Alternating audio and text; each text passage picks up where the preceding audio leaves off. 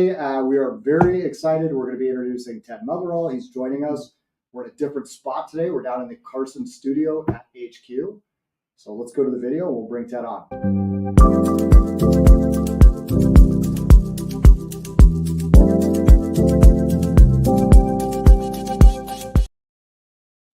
All right, we're back. Jeff, Ted, good morning. Good morning. All right. Doing great. The HQ is great. I'm happy to be here, guys. You're in Omaha on like the first nice day we've had in 2 weeks. You brought the good weather. That's right. Guys, it's my pleasure. It's my pleasure. No, it's been great. This headquarters is fantastic. I really enjoyed my time in Omaha. The weather has been great. I'm happy to be here. Well, we are just getting started. So before we dive in, you want to introduce yourself, your firm, what you do, and how you got here today. Sure, I can do all of those things, Please do. Michael. Well, thanks, everyone. And once again, guys, thanks for having me. My name's Ted Motheral. I'm a senior partner at Potomac Law Group. I'm in our corporate and mergers and acquisitions division. I'm also the partner in charge of our Cleveland office. And Potomac has about 200 attorneys in 25 states, full service nationwide practice. My team and I moved over there about 6 months ago, and it's been going great. And as you guys know, my team and I focus 100% of our time on the financial advisory services, wealth management industry. Right. So it's great to come here with two people that I know and respect in the space really well and talk some shop today. Well, let's give a shout out to Brian Money on our team. I think he made the introduction. He helped make this possible. And I believe outside of Trey, who's a partner of ours and joined us at our partner summit, you're our first guest live and in the studio. Yeah. So we're really excited. Yeah. Wow. The inaugural live in studio guest. I'm honored. I think we're going to need to tease Laura and Jacqueline over the last 2 months because they, I guess we didn't actually invite them out, but we should have. But it might encourage them to come next time. That's right. So I hope I do a good enough job where this becomes a real trend. I do too. Yeah. I do too. I'm sure you will. Well, hey, I want to kick it off by Please. just saying, last month we talked with Jacqueline Martinez of Hilarious Acquisitions, who kind of told us the three legs of the stool of post LOI. So you have the due diligence, the legal, and the client transitions and the integration process. So what other better way to kind of kick off this month with the legal side of things? So we're really excited to have you here, Ted, and hopefully we can kind of share with some of our listeners some of the things, the pros and cons of that legal side of things, and what's next, and what can they expect from that process. Yeah, sounds great. Happy to help. I would say, too, of those three legs of the stool, the legal side is probably the least well known for somebody that has not been through the process. I think most financial advisors have transitioned. They've gone from one broker-dealer to another or one RIA to another. So they understand sort of the consent process. They understand how to move assets. They know what new paperwork looks like. Yeah. But I think the legal side is completely foreign to them. So this is an afterthought. Absolutely. Yeah. So let's start with, I think, a question, because we're trying to make this as not as basic, but certainly as entry level for as more people that maybe don't go through this process.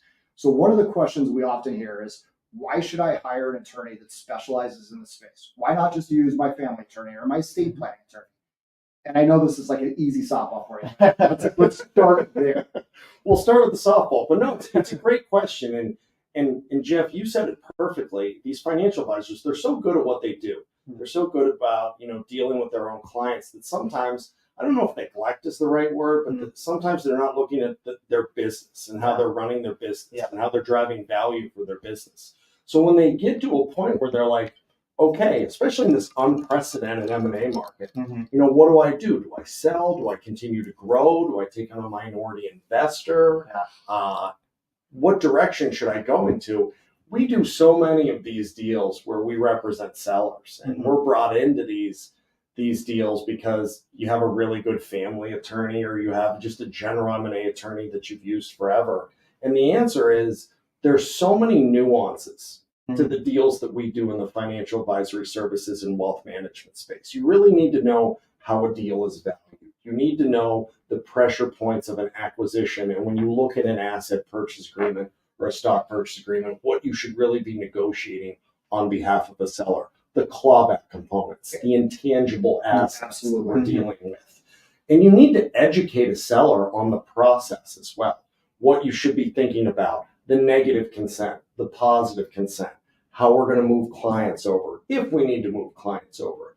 These are all issues that a family attorney just may not know because they're not in the space 100% of the time. So I get on a lot of deals where I get to work with a lot of really nice attorneys, and they're always like, well, Ted, why don't you explain this clawback component? Exactly. Yeah. And I can happily do it. But the two things, especially as it relates to Carson, is you guys look at deals and bring on people internally, and you're trying to educate people in your network. The two things that I see that when you hire an expert, they really, really resonate is the timeline of a deal. If you know somebody who knows exactly what to negotiate and knows the parties, you're going to get a deal done quicker. Right. Yeah. Yeah. I was, that's exactly where my thought was going, is time. Right. Yeah. Whether it's an investment banker led process or it's a non-banker led process, everybody has a timeline in their mind as far as where they're working towards. And so if you're hiring an attorney that's educated in the space, they're going to make sure you meet that timeline.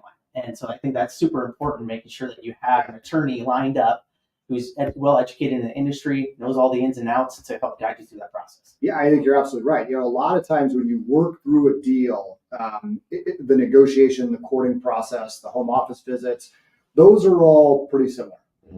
When you get into the negotiation around the purchase agreement, I want to talk about that here in just a moment. That's where I think you see timelines stall out. And you're absolutely right. Sometimes the expectation is not based around the economics, it's based around a life event. So we've worked with advisors that say, I need to be in this place in my life by this time for this family reason. Yeah. And having an attorney that's got your back, understands that, you're going to spend time negotiating the right things rather than negotiating just to negotiate. Yeah. So if we can get to the basics, let's talk about, because you mentioned stock purchase and asset purchase. And I think this is a great example of where a family attorney maybe has a lot less idea of what's accurate or what's relevant. So most people, when they think of mergers and acquisitions, they're thinking one company buying another company, which typically would be a stock purchase. I'm buying the entity itself. Would you educate our listeners on what's the difference between that and an asset purchase? Sure. And I'll just go down to a real basic level here, and then we can kind of ramp it up if we need to. Maybe dig a little deeper. Exactly. And I'll kind of talk about it generally, just from an M&A perspective, and then I'll talk about it, how it relates to our industry. Perfect. So two different types of ways you can do a deal, as you gentlemen know. You have an asset purchase and you have a stock purchase. When you have an asset purchase, you're basically, as a buyer, you either have an entity or you're creating a new entity. You're bringing over the assets that you want and you need to continue to operate that seller's business. And the advantages to that are twofold. One, as a buyer, from a tax perspective, you get a step up in those assets, which is an advantage to you from a tax perspective. You're also taking only the assets that you want and only the liabilities with those assets that you want. And you're leaving all of the other liabilities that you see in the due diligence process behind. And you're creating protections within your asset purchase agreement that if anything happens with those liabilities, those excluded liabilities, as we usually define them, that you're going to be indemnified by the seller. So that's one way of doing it. I'm going to pick up all the things that we need and all the things that we want to operate the business. I'm going to put them in either an existing entity or a new entity, and we're going to operate it going forward. Right. A stock purchase or an equity purchase, whether you have an LLC or an S Corp or a C Corp, is basically, I'm going to purchase all of the equity ownership of your company. Now, what makes that different is you are stepping into the shoes of all of the assets, but also all of the liabilities of the company. I'm going to own this company, but if I represent a buyer, you better make sure your due diligence is ironclad. So you're not stepping into a smoking gun or a stick of dynamite or anything else from a liability perspective.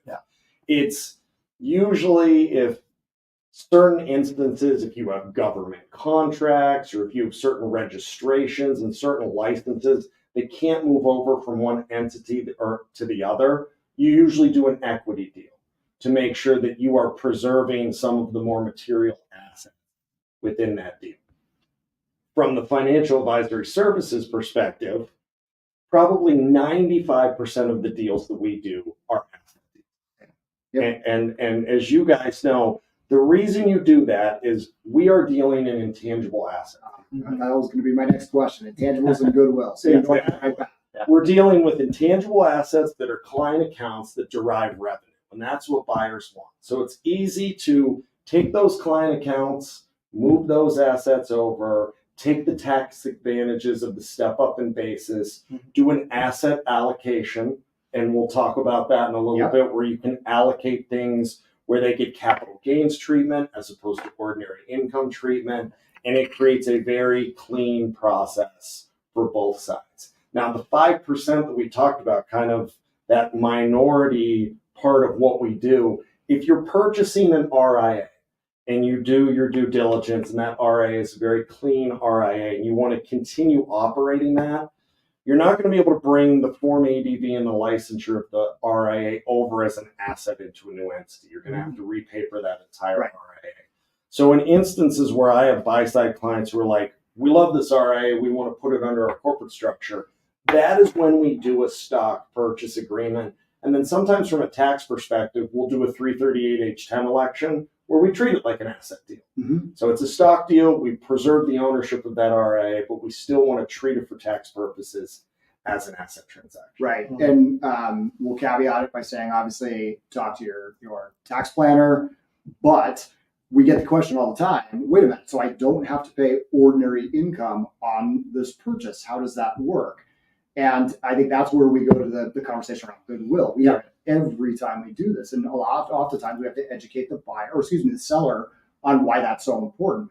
But would you mind just taking a minute to talk about what does goodwill mean and how does that apply in an asset purchase? Yeah, absolutely. And that's a great question. And these are really good questions for any type of financial advisor that's saying, all right, how's the deal work? Like, what am I actually going to get out of the deal? What's going to be my bottom line? And every financial advisor should know their bottom line number before they get into any type of transaction. They should be educated up front. You know, that's great advice. I would say we don't see that very often. Most advisors are thinking top line. Yeah. It's all multiple or what's the value, but they're not always thinking about bottom line or what's sort of my minimum floor on this. So I think that's really good advice. That's the first time I've heard that. I've heard it phrased like that. But that's great. And I find it ironic, Michael, because all of these financial advisors, the really sophisticated financial advisors, Michael and Jeff, that we deal with, when they have a client who sells their business, they're always looking at that bottom line and how to invest that money for them. And then we get into these instances where they're looking at the LOI, and I always make the caveat that, hey, let's kind of itemize this out so you know exactly what you're getting at the end of the day, because most of these financial advisors are so good at taking that money and growing it over time that they don't know the professional fees and the taxes and all of the nuances of that. So back to your question in terms of the personal goodwill. So basically, personal goodwill is your reputation, everything that it relates to your clients. And when you own your client accounts, it really is those client accounts themselves. If you look at an IRS asset allocation when we're doing these deals, you have to put every one of these assets into a different bucket. And what you do with your client accounts, those intangible assets, is you put them into a goodwill bucket. And you try to take as many of those intangible assets in the deal and put them into that bucket. The main reason being they will be subject to capital gains tax rates as opposed to ordinary income tax rates. Now, every deal has their nuances where you have employment and restrictive covenant provisions where you have to allocate all of those assets. But what we try to do with almost all of these deals is we try to, under the guise of the IRS code, move as many of those assets into that personal goodwill bucket so that that enterprise value is treated at the capital gains level as opposed to the ordinary income. Quick question on that. So from what you're seeing, what general percentages, what are you seeing as a percentage of how you're allocating personal goodwill? Everyone's going to be different, but if you had what's your average that you're seeing? Yeah, even a band or a range would be helpful. Yeah, so that's a great question. Of course, every one of my sell-side clients is like, I'd like to see 100% capital gains. Of course, and I said, well, I'd love to get you there, but I don't want the IRS to call in at the end of the day. So, and the great thing about working with a firm like Potomac is we have 30 tax experts who can sit here and look at this and do the analysis, figure out, and just from an educational standpoint, you have an asset allocation in the purchase agreement, as you gentlemen know. It's an exhibit. You lay it out. The buyer and seller agree to it either at closing. Sometimes it's 30 days after closing. And that's how you respectively file with the IRS. So there aren't any inconsistencies. Right. So, that's just The band all depends on what assets are coming over. Mhm. Usually, as you guys see in this, is hey, we're going to purchase your client accounts. We're going to assume your lease. We're going to take on all your hard assets, meaning your desks, your furniture, all your computer equipment, everything that we need to continue to run your financial advisory services practice. Mhm. The band that I usually see is anywhere from about 80 to 95% Same here. in that capital gains allocation Yeah. bracket. And then everything else depending on employment agreements and key employees and restrictive covenants that you really can't move into that bracket. Those will be subject to ordinary income. Yeah, appreciate you sharing that, because I know that's one question we often get from Mhm. anyone looking to sell a business is, well, what's the capital gains? How much of this is going to be towards that? So hopefully it gives some of the listeners a perspective on where they're going to potentially We fall. more often get the question, what is personal goodwill? So I Yeah. think this is super useful. Yeah. How about treatment equity? Because we get that question quite a bit too. Yeah. Depending on how much rollover equity I take in the buyer, so somebody that's joining Carson, if we offer equity as part of that, how does that impact the tax treatment or the allocation? So that's a great question. And as you guys know, I love when I represent a seller, I say, okay, let's look at the LOI. Let's maximize your economic buckets. So what type of cash are you getting? What type of seller financing are you getting? And just to educate everyone, seller financing is, okay, maybe you get 50% of the cash at closing. Maybe you have 30% that is subject to a note that's going to be paid over time that you're still going to get in consideration. And that might be subject to a clawback provision or something like that, which we can get into. And then maybe you get 20% in rollover equity. And how I always look at rollover equity is, let's say the rollover equity is worth $1 million. Do you want to give me $1 million now, or do you want to give me $1 million worth of equity that might be worth 5 times that or 10 times that in 3 to 5 years? So I always educate my sellers on taking that rollover equity. One of the reasons, to your question, it is a tax-free transaction. Yeah. It's a tax-free rollover at that time. So you don't have to pay taxes on that equity at that time. But when you go to sell your equity, whether you leave the stead of your employment at Carson, or whether you go through a change of control event and all the equity is sold, then you have to pay the delta between what it was worth at the time you got it, at the time of issuance, you're absolutely right, and what you sold it for. And that is at the capital gains level. Yeah, right. Yeah, it's so important. I think that's a level of the transaction that's maybe level 2. Most advisors are not thinking about that, but I think that's great, and I'm happy we're discussing that. So let's go high level for a moment. So we always ask the question, what are you seeing in the general M&A market? It's been hot. There are a lot of great partners of ours that do quite a bit of research. We had Laura Delaney on just 2 months ago. What are you seeing right now in the market? Is your pipeline full? I'm assuming it is. And then where do you see us maybe 5-10 years out? Yeah, so that's a great question. And shout out to Laura Delaney, one of the best in the business. I love working with Laura Delaney at Fidelity. And just to take a step back, shout out to Brian Money again as well. He's great. We got to tag him on this. I know he's online. Right? you got to tag him. I'm sure he's nodding his head somewhere. Yeah. But no, what we're seeing in the market is what we've seen the last couple of years, and that is just an unprecedented M&A market where there's just a lot of activity. And our pipeline is full. And as you know, we are a quarter-end, month-end type of industry. So I think we have about 14 active deals that are closing here in September 30 at the end of Q3. And we're seeing a lot of different things. We're seeing a lot of shops between about 750 million and about 5 billion in AUM that are really sitting there saying, okay, we've grown as much as we can grow organically. What are we going to do?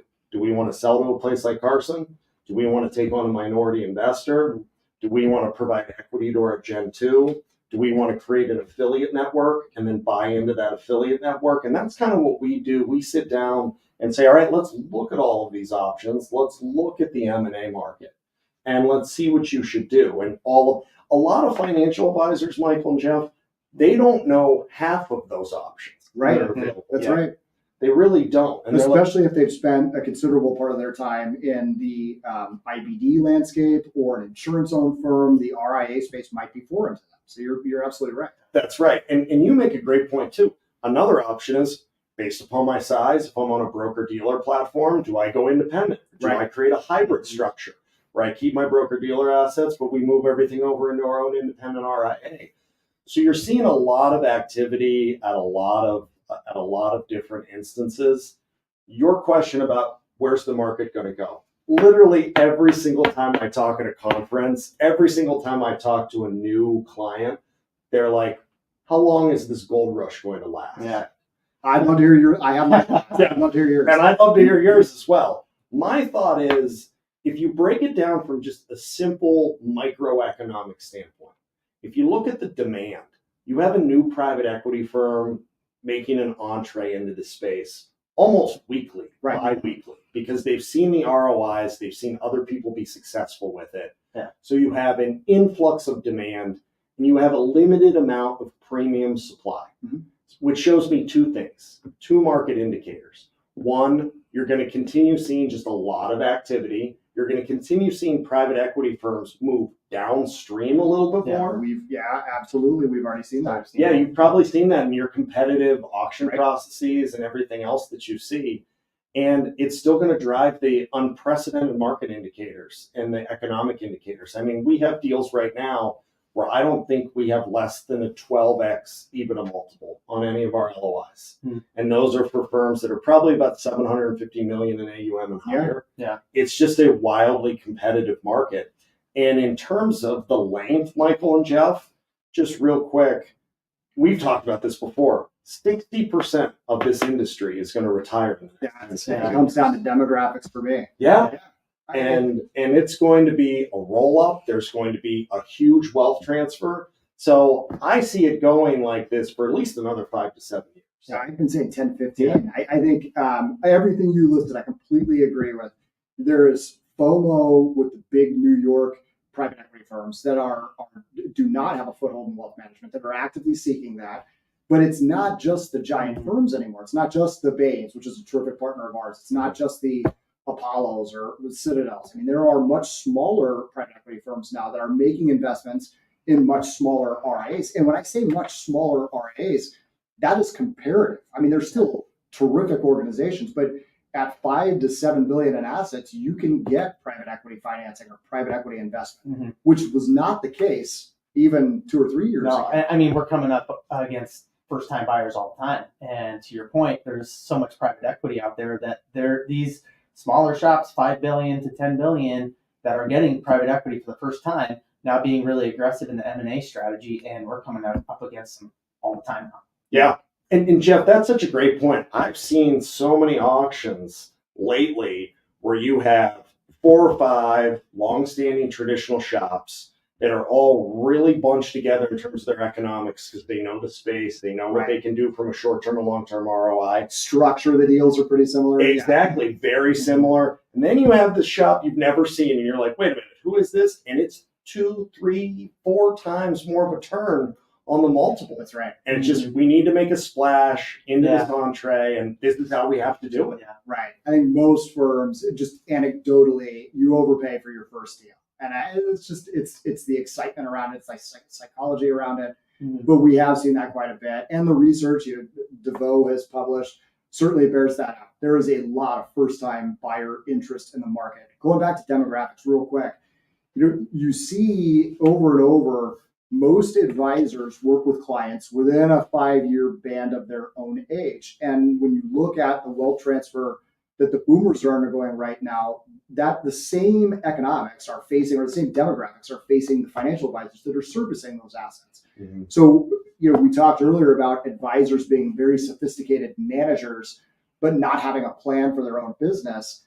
It comes down to succession planning too. Yeah. A lot of these folks are waking up saying, oh my gosh, I'm 65, I'm 70, whatever it might be. I need to figure out what this exit's going to look like, and I need to do it now. And I think that's going to just continue to drive. Yeah, I'm going to build off that because I know one of the things that we wanted to talk about was equity transfer to the G2 advisor. Great topic. And I think, one thing that we're seeing is a lot of firms out there say, hey, I want to keep this internal. I want my generation 2 to step in and buy. Well, as they've grown their business, not knowing what the value of their business that they created, they find it hard for that G2 to come in and actually buy them out. Yeah. So oftentimes their only option is an external investment from people like Carson or any of the other bigger players out there.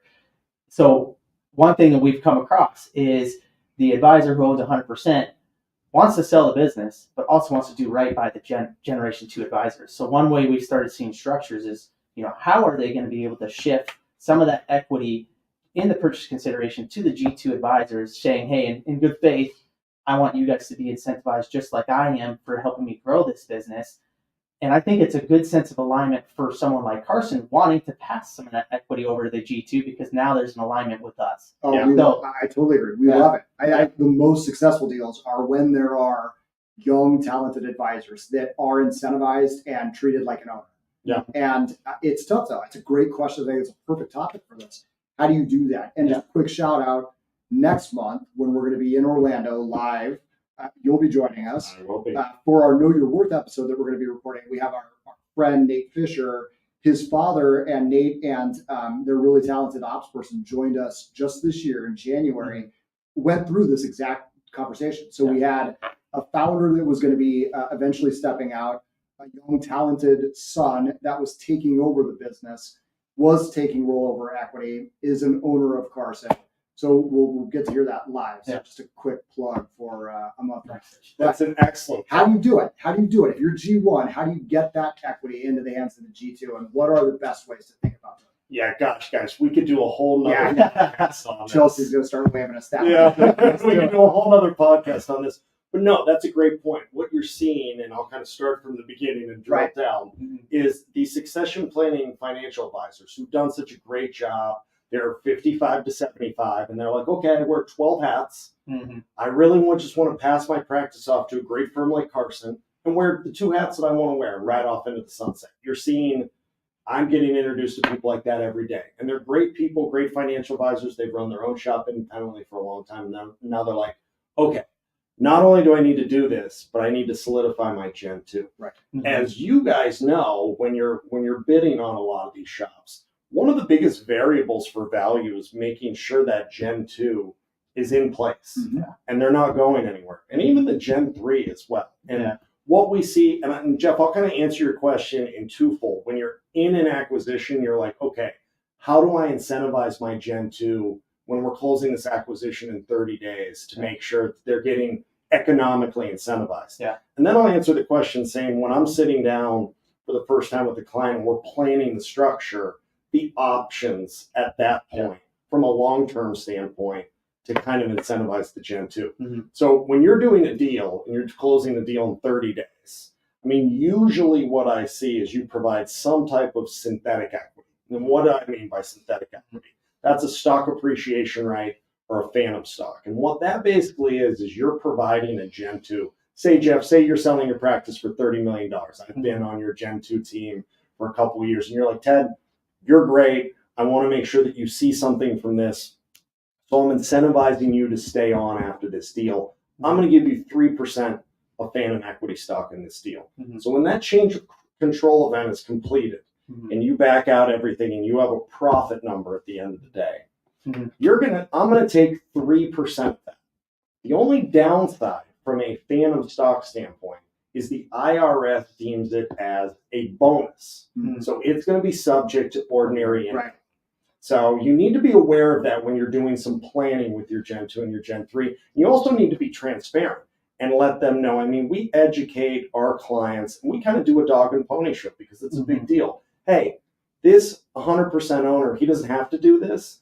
He's giving this to you because you have proven You you're are absolutely right. excellent employee and your value at the end of the day. So we usually go in and educate the Gen 2 as corporate counsel on the tax implications, on what they actually get as part of this plan. And real quick, when you're stepping back and somebody says, okay, Ted, I have a Gen 2, 4 financial advisors. They're all great. How do I get them equity? There's 2 different ways to do it. You give them the option to buy in to equity. You could come up with an agreement on a valuation. And the issue right now is there's a big delta between a discounted cash flow valuation and what you're worth in the market. That's right. So I'm seeing a lot of those parties meet in the middle for a valuation and then giving them the option to buy in that way. So you can give them the option to buy in, or you can give them equity that's on a vesting schedule. So let's say I'm that same Gen 2 and Jeff, you're like, Ted, you're great. I'm going to give you 5% of the equity over a 5-year vesting schedule. And that not only incentivizes me to continue to grow the company, but it also, if I leave, I forfeit that unvested equity. Mhm. And I have to pay back via fair market value, whether it's a for cause or not for cause termination, my other equity. So it's tied directly to your employment. And if Right. I could say anything, You can't leave and hold it. that's Yep. right. And the two things, guys, is it's got to be tied to employment Yes. and it's got to be subject to a restrictive covenant. Right. Yeah. So let's talk restrictive covenants. And I know we're bumping up on time, but there's been a lot about non-competes, non-solicits, non-accepts. And I think just the very basic level, a lot of advisors assume they're all the same. They're not, but could you just go through that recent FTC ruling? What does that mean for our business? How does that also apply to sales? So when we are purchasing or a seller is selling their business, what does that mean for them? Yeah, so that's a great question. And the FTC ruling, the first question I always get is this law? And the Right. answer is it is not yet. Right. Mhm. It is just an FTC ruling that we're moving in the direction that we are going to relax some certain restrictive covenant standards. The advice that I'm giving my clients right now, since it is not law, is let's move forward as status quo. Right. Let's put these restrictive covenants in place. And we all know that basically every state abides by a restrictive covenant except that other country of California that we Right. talk about. And we can have another podcast about how we kind of counsel for that. But I'm basically telling my clients that you need to protect your asset, and your asset is your client accounts. So if you have an FA that comes over and they have a particular amount of client accounts that they have, we can accept them out of a non-solicit or a non-compete. But any type of client accounts that are the house accounts that they work on, they can't take those. Absolutely. And a really in vogue thing that we're doing from a legal standpoint that I think is really, really helpful is we're putting a liquidated damages clause in a lot of our non-solicits and non-competes saying, hey, Jeff, if you take this client, you're going to owe me 4 times revenue on this guy for a period of Let's time. have this conversation upstairs just yesterday. Yeah, Though those are the ones that work. those are the ones that Yeah. work. They are clear cut, they're concise, they're cut and dry. And the big thing about restrictive covenants, as you guys know, is it just says, oh, irreparable damages. Well, what are those irreparable Right. damages? If you can put a formula right in there that says the damages, it's very clear cut. So in terms of how I'm running my practice, Michael and Jeff, I'm still saying everyone who is an FA still needs to be subject to a non-compete and a Absolutely. non-solicit. You Absolutely. need to protect everything from the CEO all the way down to the administrators. Because I've been doing this for 20 years now. I've seen administrators leave and they've taken $150 That's million right. in AUM. Yeah. So even though there are going to be some restrictions if this becomes law, I think we figure that out now. I'm still counseling everyone to have everyone be subject to a restrictive covenant. And as a buyer, we always want to see those Yeah. in place if we're coming in and purchasing a business. And if they're not in place, we're putting them in Exactly. place if Yeah. we're buying something to protect our investment in that firm. So I think that's great advice. All right. Any last thoughts around the space? Maybe a quick plug. Why Potomac? So the reason we came to Potomac is, I think, and we come up against a lot of really good law firms, a lot of really good M&A shops. The reason why we moved to Potomac is it's not only a really good construct for our clients, we have access to 200 attorneys that were all recruited from the MLaw 100. So we have an expert for everywhere. And the thing that really resonated with me is we are a one-stop shop for the financial advisory services practice. Yeah. We have SDC experts, we have FINRA experts, we can set up RIAs in-house. We have a number of labor and employment attorneys that do lift-out analysis on a day-to-day basis, which is a big part of the migration that we're seeing in the practice right Absolutely. now. So we just have a really, really strong bench. Not only do the M&A work that we do, but we have our experts and our specialists who can look at the due diligence, who can really advise and counsel our clients in this really specifically tailored industry. That's great. Well, I want to thank you for joining us. I want to thank you for the partnership. We are so excited to be working with you guys. We really appreciate it. And we will have you back. And at the very least, we're going to see you in September in Orlando. Yeah. I'm really excited Yeah. about that, guys. Thank you so much. I really enjoyed being out here. Love the partnership with Carson Good. and you guys. Thanks so much for the time today. Absolutely. Last Yeah. thoughts? No, it's just great having you on here. I think legal is one of those things that, like we said, it's an afterthought. But once you get far down in that process, you need a guy like you to help take them by the hand and guide them through it, so they stay on that timeline, which is important. Absolutely. All right. Thanks, Dad. Appreciate it. Thanks, everyone. Thanks, Chelsea.